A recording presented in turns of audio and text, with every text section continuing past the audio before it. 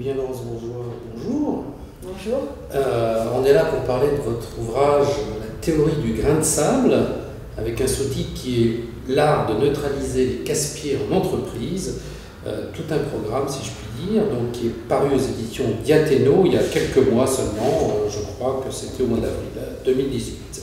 Alors vous écrivez dans ce livre que dans les entreprises, il y a environ 10% de l'effectif qui est composé de personnalités difficiles. C'est finalement peu, mais ça suffit à enrayer la machine. Tout à fait. Une entreprise, comme vous le dites très justement, n'est pas lisse, et fort heureusement d'ailleurs, elle est composée d'une multitude d'individualités, dont des personnes que j'ai qualifiées de casse-pieds. Alors j'ai identifié 7 familles de casse-pieds, dont la première lettre commence par un G. Voilà, donc effectivement, vous avez Géniard. C'est celui qui se met dans une position de victime incarnée. Vous avez J'ai tout vu, qui sait tout sur tout, et toujours mieux que tout le monde.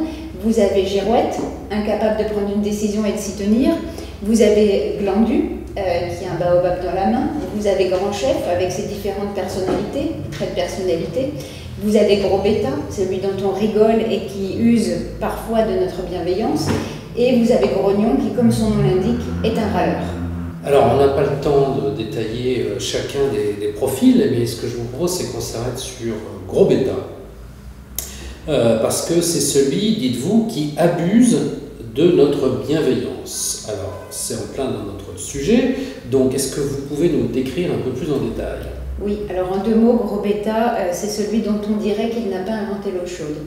C'est celui que l'on juge incompétent et qui vient nous solliciter à longueur de journée dans le bureau pour obtenir de l'aide, des conseils. Donc, et c'est vrai qu'on a tendance à le juger. Alors cela dit, ce Gros Bêta, il a des talents cachés. Alors est-ce que vous pouvez nous dire lesquels? Tout à fait. Donc c'est vrai que Gros Bêta, en fait, on considère que souvent en termes de compétences techniques, il n'est pas forcément très doué.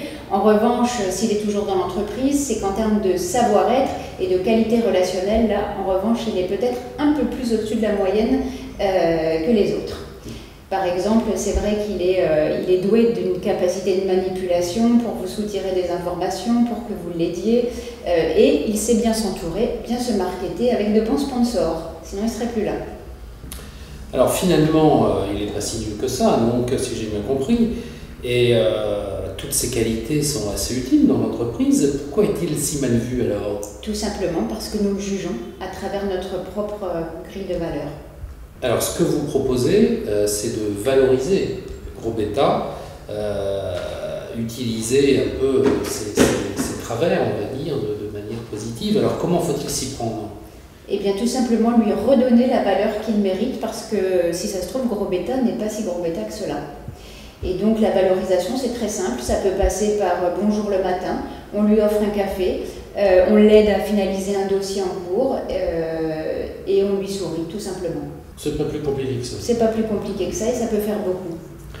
Alors, d'une manière générale, ce que vous recommandez, plutôt que de pousser tous ces enquiquineurs, on va dire, dans l'escalier, c'est d'apprendre à les connaître tous ces grains de sable pour mieux les neutraliser, si je puis dire, mais aussi parfois s'en faire des alliés.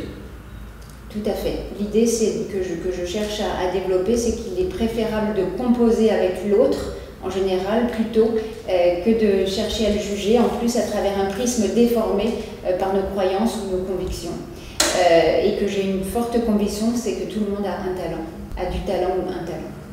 Alors vous écrivez, je vais vous citer, que toute personnalité devient intéressante dès lors qu'on cherche vraiment à la connaître. Finalement, est-ce que c'est pas adopter envers tous ces grains de sable une attitude bienveillante? Exactement, c'est exactement ça la bienveillance, c'est la capacité à accepter l'autre tel qu'il est. Très bien, écoutez Laurence Bourgeois, je vous remercie beaucoup pour cet entretien. Je recommande donc votre ouvrage La théorie du grain de sable ou l'art de neutraliser les casse-pieds. On peut le dire quand même, c'est fait sur le mode humoristique, donc on y prend beaucoup de plaisir aussi et on découvre quelques ficelles. Merci.